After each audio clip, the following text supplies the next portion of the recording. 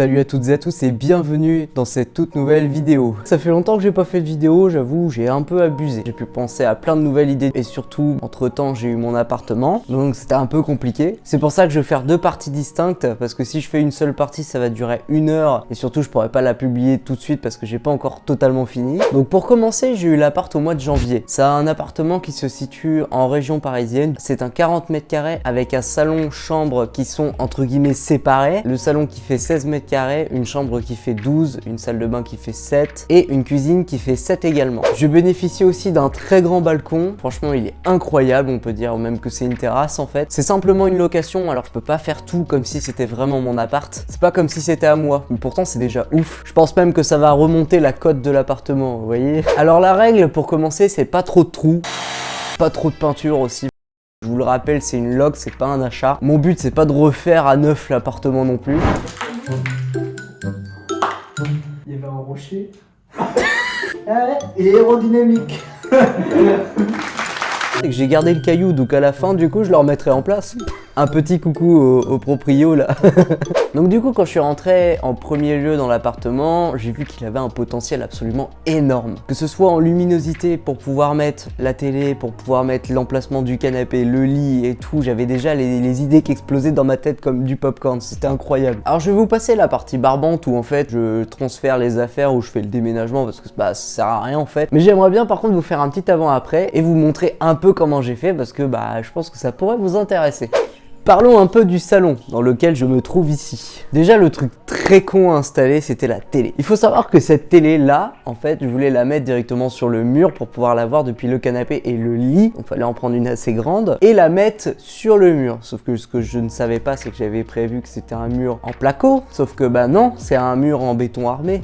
La différence est le système d'accroche, puisque pour le placo on utilise des chevilles moly métalliques qui vont venir accrocher le placo à l'arrière. On est environ à 50 kg par cheville, et pour le béton nous sommes sur des chevilles à frapper qui vont venir serrer la matière. Pas trop d'indications sur la charge pouvant la contenir, ça dépend de la taille, mais j'utilise celle-là.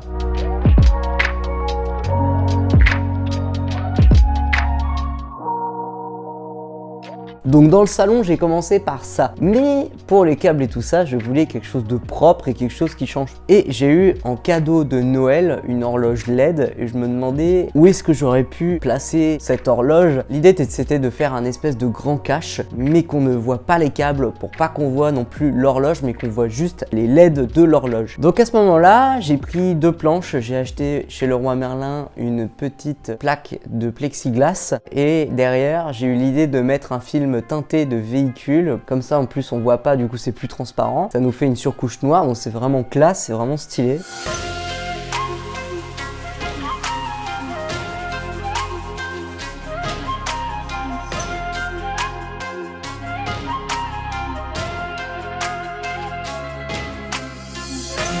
J'ai aussi décidé de mettre un petit ruban LED adressable parce que ça manque un peu d'RGB autour de la télé, je vais pas vous mentir. Même si autour de la télé, j'ai pu installer le ruban LED de chez Action d'ailleurs, qui est aussi commandé par le variateur présent juste à l'entrée. Et l'avantage de cet interrupteur d'ailleurs, c'est qu'on peut le balader, il est sans fil et qui se recharge en USB type C. J'en ai acheté pas mal d'autres et si vous voulez savoir, donc un interrupteur comme ça vaut à peu près 10 €, une ampoule 8 € et une prise connectée 7 €. Le ruban LED quant à lui est un petit peu plus cher, il est à 25 €, mais c'est un ruban LED vraiment de bonne qualité avec toutes les couleurs, donc le RG et B. D'ailleurs, faut savoir que cet interrupteur, en fait, on peut le configurer à n'importe quoi. Ça peut être du ruban LED, ça peut être une ampoule U10, une ampoule E27, ça peut être une prise connectée et même tout en même temps.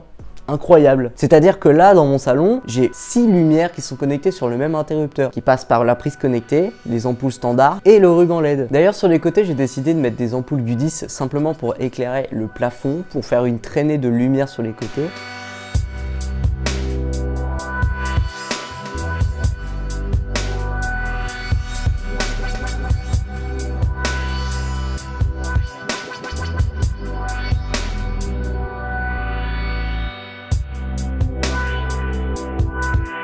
J'ai aussi décidé de peindre derrière cette télé une grande bande de bleu roi pour ajouter un petit peu de couleur dans ce salon qui manquait cruellement de personnalisation. T'es obligé de faire un truc comme ça et encore je suis assez léger parce que bon, encore une fois c'est une location. Ensuite j'ai enchaîné la cuisine parce que c'est quand même une pièce où je passe beaucoup de temps pour manger directement en fait. Et je vous avoue qu'au début la cuisine elle me donnait vraiment pas envie. Elle était toute blanche, enfin il n'y avait pas de cachet, il n'y avait rien du tout dans cette cuisine, même pas de plan de travail. Donc du coup j'ai décidé d'acheter un plan de travail chez Leroy Merlin, tout ce qui se fait de plus simple. J'ai commencé par la couleur, donc j'ai fait de la peinture, j'ai mis du bleu roi, vous savez que j'adore cette couleur.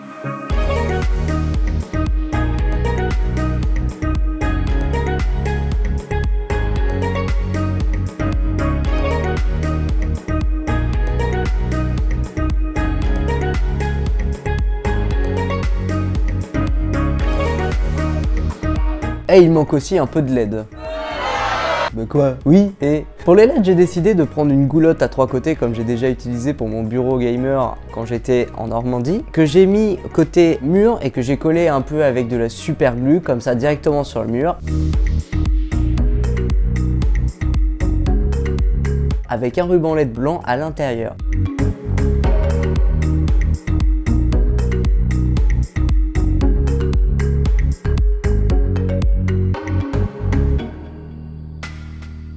D'ailleurs sur cette goulotte là, pour pas qu'on voit le reflet des LED à l'intérieur, j'ai dû mettre un peu de Chatterton en fait pour cacher les segments de LED pour qu'on voit directement l'éclairage, pour que les LED soient invisibles. Du coup j'ai dû faire quelques soudures et quelques raccordements quand même pour faire les angles à 90 degrés et tout ça. Et pour le toit, donc par-dessus les meubles de cuisine, j'ai décidé de mettre un ruban LED bleu, de laisser une couleur comme ça mais qu'on peut choisir avec une petite télécommande. Ce sont pas du tout des LED qui sont connectés, j'ai vraiment pris un truc standard. Et donc dans la cuisine j'ai décidé de mettre une prise connectée avec un interrupteur variateur connecté aussi. Bien sûr, on peut pas varier la lumière d'une prise parce que bah c'est du 220 volts, mais par contre, on peut l'allumer et l'éteindre grâce à cet interrupteur. Et récemment aussi, j'ai décidé d'acheter un petit vinyle qui se colle par-dessus le carrelage en fait, qui fait un peu effet marbre. Le résultat final est quand même assez sympa.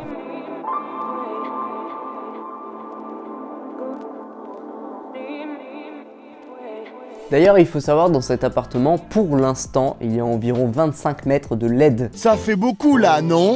J'ai pas du tout fini. C'est-à-dire que moi, je dois encore faire mon bureau qui est juste derrière, le côté du lit. Alors du coup, je vous expliquerai dans la prochaine vidéo, j'ai déjà les plans dans la tête, c'est la folie. J'ai décidé aussi de refaire les toilettes. Faut savoir que quand je suis arrivé, les toilettes, elles étaient super moches, vraiment, elles étaient dégueulasses. Pas de soucis, hein. Le vieux carrelage, il n'y a pas de couleur, le meuble rouge. J'ai décidé de tout refaire dans ces toilettes, à refaire du coup le sol, les plinthes, les seuils de porte, les murs. Donc j'ai fait des traînées diagonales sur les côtés avec le bleu roi, encore. Et en plus de ça, j'ai choisi de faire à peu près le même système que dans la cuisine, avec des baguettes que je mets sur le côté pour éclairer et pour faire un truc vraiment, une petite ambiance sympa. Ça fait vraiment futuriste, j'aime beaucoup, c'est vraiment sympathique. Et pour ajouter un petit peu de couleur aussi, j'ai décidé de mettre un ruban LED RGB, mais que je vais juste utiliser la couleur bleue dessus, qui va éclairer vers le haut, avec une petite sculpture que j'ai imprimée en 3D, que j'ai collée sur le mur. Non, en tout cas, je m'y sens vraiment bien, surtout avec plein de LED comme ça, c'est génial. Dans l'entrée, c'est relativement pareil, c'était trop blanc pour moi, il manquait un truc. Mais encore une fois, vu que j'avais la contrainte, il fallait pas que je peigne de trop, j'ai décidé de faire des motifs un peu futuristes. Donc, je me suis emmerdé à faire des démarcations avec le scotch, à passer un coup de peinture dessus, surtout avec du scotch de mauvaise qualité où la peinture passe en dessous.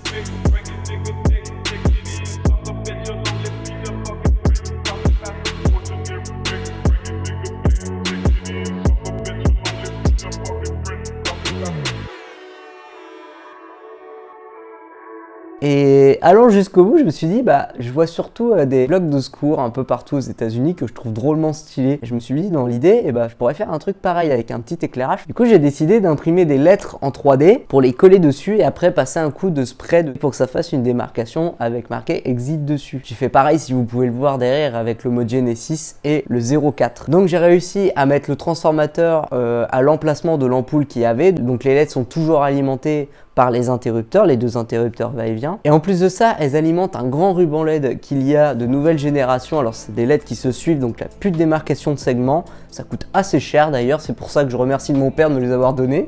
Merci papa. D'ailleurs, voici sa boulangerie qu'il a récemment faite au centre-ville de Caen, près du château, dans un style médiéval vraiment stylé, avec un thème respecté jusqu'à la tenue du personnel. Évidemment, tout est fait maison et super bon. Si vous êtes intéressé, je vous mets le lien de la page Facebook en description. Vous pourrez y voir toutes les nouveautés et actualités. Bisous! Côté bureau gaming, je vais vous montrer vite fait ce que j'ai fait, mais bon, j'ai pas du tout fini, vous imaginez bien que je vais pas laisser ça comme ça. J'ai fabriqué le bureau moi-même, j'ai fait quelques petites démarcations, vous comprendrez après pourquoi, parce que ça va être fou à mon avis. Même au niveau du lit, je trouve qu'il manque un truc, au niveau de la tête de lit, ça manque de motif, ça manque de quelque chose. Et encore une fois, j'ai plein d'idées qui me viennent à la tête, donc ne vous inquiétez pas pour ça. C'est pareil, sur la vidéo d'après, j'essaierai de vous montrer un peu la salle de bain. J'ai déjà refait le sol qui est identique à celui des WC, mais je compte tout refaire dedans, faire une ambiance avec des LED et surtout avec des motifs un peu futuristes et tout comme j'ai fait dans l'entrée. Enfin bon, vous verrez tout ça dans la prochaine vidéo. Je pense que là déjà je vous ai fait une présentation générale de l'appartement, ça va déjà suffire. En tout cas, j'espère que la vidéo vous aura plu. Si vous avez des questions, n'hésitez pas, les commentaires sont là pour ça. Vous pouvez vous abonner à ma chaîne aussi, je sais que je fais pas des vidéos tout le temps non plus, j'essaye d'en faire, voilà, de maintenir à jour ma chaîne YouTube, même si c'est compliqué, ça prend du temps avec le travail qui est à côté. Mais bon, donc en tout cas, je vous dis à la prochaine pour une nouvelle vidéo. Salut!